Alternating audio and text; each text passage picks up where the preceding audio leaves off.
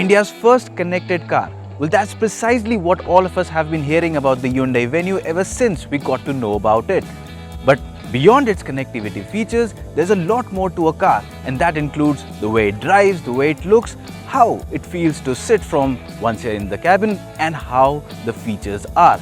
Well, that's precisely what we are here to find out in the lovely state of Assam around Guwahati. And how is the Hyundai Venue in the real world? Well, that's precisely what we'll tell you over the next few minutes. Now, car buying is quite an emotional decision. So, striking the chords right here is very important for any car manufacturer when it comes to appealing to the consumer. And that means the design needs to resonate well with the consumer. So let's talk about the Venue, the way it looks. And to start with, yes, the moment you lay your eyes upon it, it is an absolutely fantastic vehicle to look at. It is unlike anything out there in the subcompact SUV market. You can see up front, there's this big hexagonal grille. Again, you've got this chrome element at the front, so gives it a sort of a premium feel. Apart from that, the party piece up front is the headlamp cluster. So what you get here in the lower part is a good looking LED DRL, and you've got, of course, the projector units inside. On the top part, you've got the side turn blinkers. So again, the sleek blinkers up here, and the integration of the headlamp in the lower part of the bumper is very different to what we are used to seeing on normal cars. That gives it a very different look altogether. The bumper, again, it's very sporty, it's got a lot of creases, it's a busy design, but it does not look overdone. It looks gracious, it looks nice, and it is pleasing to the eye, despite being the fact that it is quite a striking car to look at. So now let's talk about the side design. Now, on the side, you've got a typical boxy silhouette, which is a good thing because that's precisely what you would want in a subcompact SUV. And of course, there are these stunning 16-inch alloy wheels which have been shot with 215 section rubber. There's a strong shoulder line as well, and there are roof rails which add some sportiness to the overall side profile. At the rear, there's a cluster of smart-looking tail lamps, and there's not much of a drama here. It's a clean design overall. Again, a strong line on the hood, and apart from that, you just have the badging that goes on. Overall, everything, every side, every panel in the car just merges and goes along well with the rest of the design, and what you get is a great looking subcompact SUV that, despite being small, looks absolutely smashing to look at.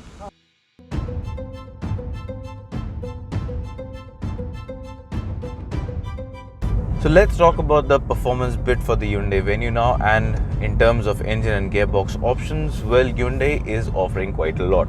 So what you get is a choice between 3 engines. What you get is 2 petrol and 1 diesel option. So you have the tried and tested 1.4 litre diesel U2 CRDI engine and the 1.2 litre petrol engine. But the star of the show is the brand new 1 litre petrol engine. It's a turbocharged unit, and it comes with the option of a 6-speed manual gearbox or a 7-speed dual clutch transmission.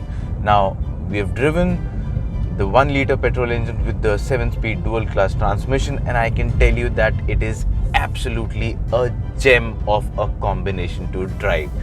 Now, if you talk about the gearbox, the DCT unit, it is not as aggressive as you would find the gearbox to be in the Volkswagen Polo, wherein you have the DSG. It's not that aggressive, but it is somewhere in the middle, wherein it finds the right balance between performance and fuel efficiency.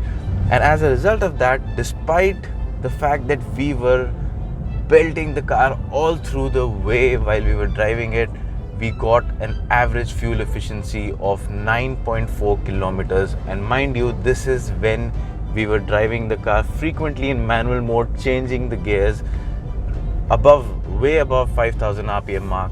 So if you were to drive it in normal mode, you can expect your fuel efficiency to be past about 12 to 13 kilometers, despite the fact that you would be driving briskly. In terms of engine performance, well, the engine is very smooth.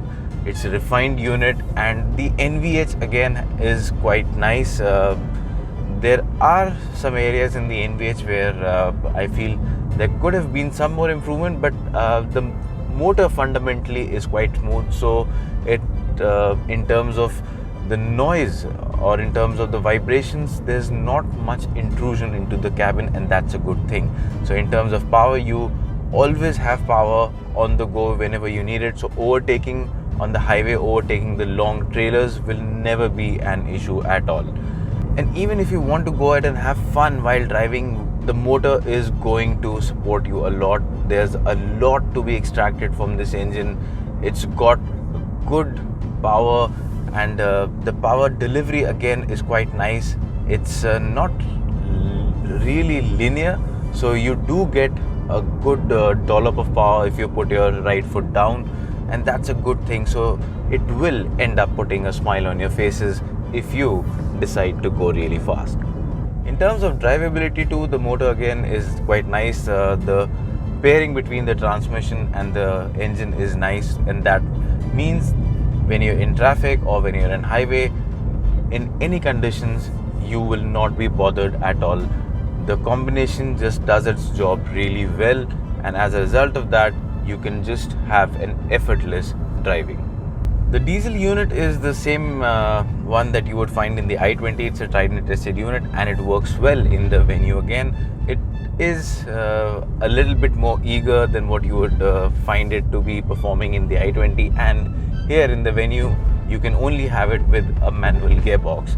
So the overall combination works well if you are going to do your daily city runs or the highway runs once in a while. The engine and the gearbox is going to keep you happy. The NVH is again quite controlled, but yes, in the diesel option I do believe that there's a little bit more work that could have been done in the terms of keeping the NVH levels down. That said, again, it's nothing that you can really complain of. In most departments, the combination checks all the right boxes.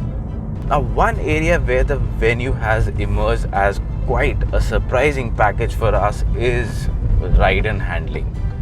Now, in terms of handling, Hyundai has never been known as a manufacturer to really make sporty cars, and that has been the case with their previous cars in the Indian market, as we have seen. But things started improving with the new Verna that is on sale right now, and the Venue just shows the kind of improvement the company has made. So we have driven this car around Guwahati. We have driven it on really winding roads, and the performance has been impressive.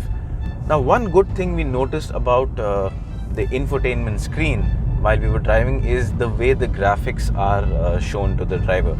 Now, if you're approaching a flyover, usually if you're using Google Maps or anything else, there's a bit of confusion as in, well, should I take the route up? Should I take the left? Where should I go? Up, down? On this screen, it clearly gives you a graphic representation of what route to take, and that is a very nice thing. It just makes it so much more easier for the driver. Now, we've driven this car around Guwahati on really twisty and winding roads, and the performance has been really impressive. The car is, of course, it has a short wheelbase, it feels nimble, it feels tight around the corners, the handling is good, there's not much body roll, and again, if you put into equation the DCT and the 1 liter petrol engine, the turbocharged engine, it is quite a fun package to drive.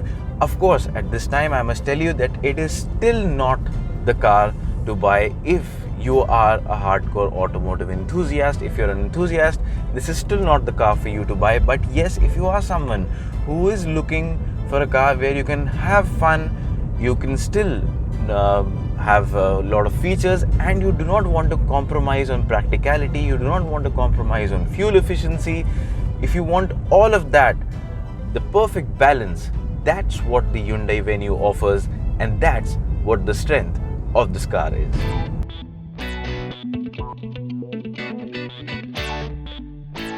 Now, the reason why Hyundai named this car Venue is because Hyundai believes that apart from your work and your home, the third place where most people spend the time is in the car. And that's why this has been named the Venue. So how's it from the inside? Well, if I start off with the front dashboard design, it is quite a pleasing sight. It's got a very nice texture to it on the top part. The plastic feels good. It is hard, but it feels good to touch. It does not feel cheap. It feels premium. The lower part is not as good as the top part, but again, it does not feel bad. It does not feel out of place. So again, in terms of material quality, yes, the Venue lives up to expectations. If I talk about the 8-inch touch screen here, again, a good looking screen. The touch response is good, the user interface is good, and it comes with all connectivity features you can think of or you would expect in this segment, like Android Auto, Apple CarPlay, your Bluetooth connectivity. All of it is there. But of course, the party piece that we have been talking about in our last videos as well and have been writing in our previous stories is the connectivity, the part where Hyundai Venue is supposedly the country's first connected car. So this comes with an embedded eSIM. It's a Vodafone Idea eSIM, and it comes factory fitted. That gives you access to a host of internet connectivity features, and the subscription for the first 3 years is completely free. So that is a really nice way to start off things for you as a potential buyer. The steering wheel here again feels quite nice to hold. It's got all the necessary controls right up here. So all controls related to the cruise control, the audio system, the instrument cluster, all of it is right here and is easily accessible. The instrument cluster itself has a good design and you can easily read it out under any circumstances. The lower dashboard here, the lower center console, again has a circular design. So all of your controls, including the display for the climate control, is circular. Looks good, looks a bit different. In the lower part, again, a lot of options. It's a rich experience when it comes to connectivity. So keeping your devices connected, that is charged, is also not going to be a problem. You've got a 12-volt socket here and 2 USB points, of which one supports fast charging, so you can keep multiple devices charged on the go. One other good thing here is that the Venue comes with wireless charging. So you just need to place your phone, provided your phone supports wireless charging, just place it here and no hassles of putting into a cable or anything of that sort. Now in terms of comfort, well, the seats are quite nice. The side support is quite nice, so even if you're going fast around corners, the seats are going to hold you firmly in place. The cushioning is good, so even over long journeys, the comfort is going to be good. In terms of space, again, the door pockets have ample space to stow away your 1-liter water bottles and still leave you with space for a little more knickknacks. The glove box here is quite spacious. You can easily put in some papers and some stuff, and you have a cavity here as well, which you can use to place some loose items. And one other good thing in the cabin is this air purifier. Now this little thing ensures that despite the outer environment being polluted, the occupants inside the Venue will be breathing in clean air. So now we're in the rear seat of the Venue, and this is what matters to you if you're buying this car from a family perspective. Well, if you talk about the seat in overall size aspects, it is quite nice. It is wide enough to seat 3 people. However, that would only be for a shorter period. It is going to be comfortable for 2 people mostly. The center tunnel here, again, the rise is not much, so that again would help the third passenger be relatively comfortable for a short while. Now in terms of space, well, I've got both the front seats adjusted to my driving preference, 5 feet 8 inches for reference, and you can see well, I do have some amount of leg room to spare. I also have space to slide my feet under in. It's enough for me, but this is not the segment best. So there are other subcompact SUVs which offer more legroom than this. So this is an area where the Venue is not the best in its segment, but it's not bad either. For most people, it should do the job. In terms of headroom, again, well, as I told you, 5 feet 8 inches, no problem at all. So even if you're a couple of inches taller than me, you will not find your head brushing against the roof. The seat backrest angle here is quite nice. So that's going to keep you comfortable over long journeys. And of course, the cushioning also is quite nice. The side support is good. And if you talk about the overall visibility, considering the fact that you also have a sunroof in the top variants, the feeling of space is quite nice. It does not feel claustrophobic. So despite being a small cabin, the designers have been able to ensure that the cabin does not come across as a claustrophobic one.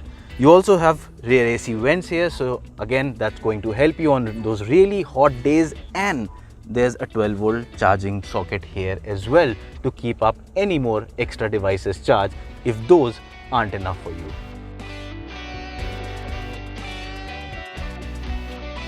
So now that we've spoken about how the Venue looks, how it drives and how it is to sit inside the cabin and how the connectivity features work, it is time to give you a conclusion as in what's good about this vehicle, what's not, and what kind of value for money equation do you get. Well, in terms of overall VFM, this right now is the best. This is the new king of the subcompact SUVs, because if you look at the price range, the prices start from rupees 6.5 lakh and go right up to 11.10 lakh ex-showroom, and 11.10 lakh, mind you, is for this 1 litre top variant, which is the 1 litre turbo petrol engine with a 7-speed dual clutch gearbox. So you get a lot of kit for your money and a nice looking car. In terms of overall appeal, well, as you can see, it looks different. It sets a new benchmark in terms of design, and that's why, ladies and gentlemen, this is the best subcompact SUV to buy in the market right now.